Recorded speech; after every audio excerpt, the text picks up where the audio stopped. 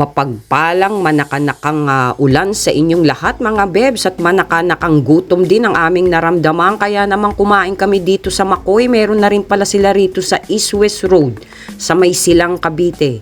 Meron din kasi sila sa Dasmariñas. And good to know, mas malapit na siya ngayon sa akin. At ayan, mapapame ka talaga sa sarap. Lalo na yung papaitan.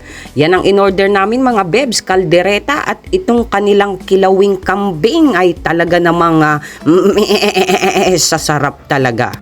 Hindi ako OA, basta kayo na ang humusga. Kung ako ba ay nagsisinungaling, talagang napakasarap mga bebs. Wala kang anggo na maaamoy at malalasahan. Ako na lang ang maanggo. Lalo na yan, yan ang pinaka-trip na trip ko sa lahat. Yung kilawin, lalo na't meron kang beer. Pero pas tayo sa beer. Hindi naman tayo masyadong nagiinom. Puro lang tayo kape. Talaga ba? Madali lang yan silang puntahan mga bebs. Along the road lang talaga sila dito sa East West Road.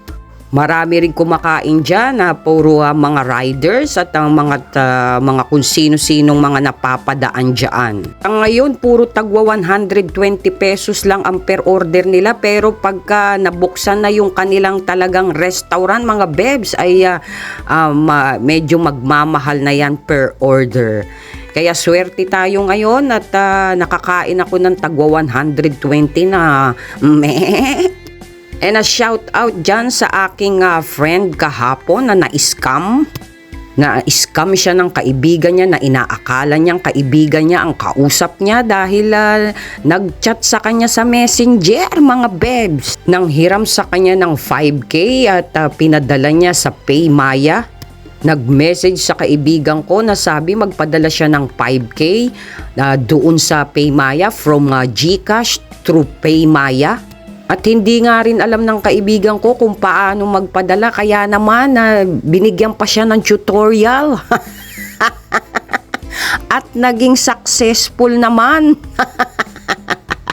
At masaklap nun, humirit pa ng 1,000 dahil mayroon pa raw nakalimutan na babayaran at babayaran daw within this day din.